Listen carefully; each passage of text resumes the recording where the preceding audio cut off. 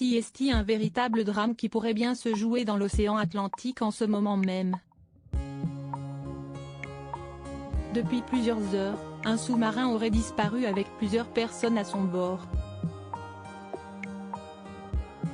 Scientifiques, passionnés, ils étaient tout partis voir l'épave du Titanic mais n'ont plus donné de nouvelles.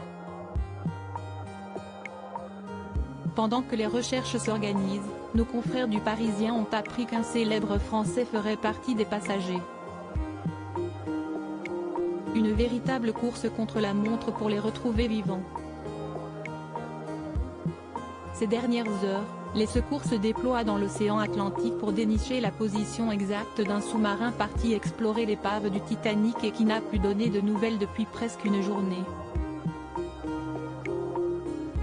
Suffisamment inquiétant pour alerter la société Ocean's Gate Expedition, organisatrice de l'événement et qui a débuté les recherches dans la nuit. À noter que les gardes-côtes canadiens se sont joints aux recherches quelques heures plus tard, mettant à disposition un avion et un bateau qui se trouvaient au large de l'est de Terre-Neuve et partis pour la zone de recherche. Pour le moment, aucun d'entre eux n'a capté de signal qui pourrait rassurer sur le sort de l'équipage, qui n'aurait pas donné de nouvelles depuis 21h30 heure locale, soit 3h30 du matin lundi en France. Une perte de contact brutale, alors que le sous-marin plongeait vers l'épave du Titanic et qui laisse penser à un accident ou à un problème technique, même s'il est impossible de savoir pour le moment si l'appareil est en train de dériver ou s'il a coulé. En tout cas, les secours savent que le temps est compté, l'oxygène va finir par manquer dans l'appareil et l'équipage, composé de 5 personnes, doit absolument être retrouvé avant vendredi matin pour avoir une chance de survivre.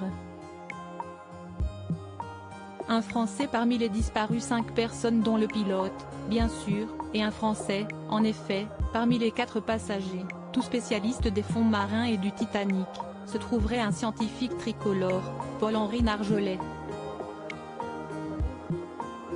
Très connu dans le milieu, CST, lui qui avait été le directeur de l'une des premières missions de recherche sur l'épave du Titanic et qui avait été le premier à en remonter des objets. À 77 ans, celui qui assure avoir le Titanic dans la peau depuis bientôt 40 ans, aurait pris la mer pour la 9e fois en compagnie notamment de l'homme d'affaires Hamish Harding, qui avait indiqué dans un post Instagram qu'ils partiraient ensemble. Autre PDG à avoir participé à l'expédition, Stockton Rush a été confirmé par son équipe. On ne connaît en revanche pas l'identité des autres participants. Le sous-marin, conçu pour plonger sans problème et qui bénéficiait de toutes les dernières technologies, devrait désormais se trouver à 700 km des terres canadiennes. Et ses passagers doivent prier pour être retrouvés rapidement.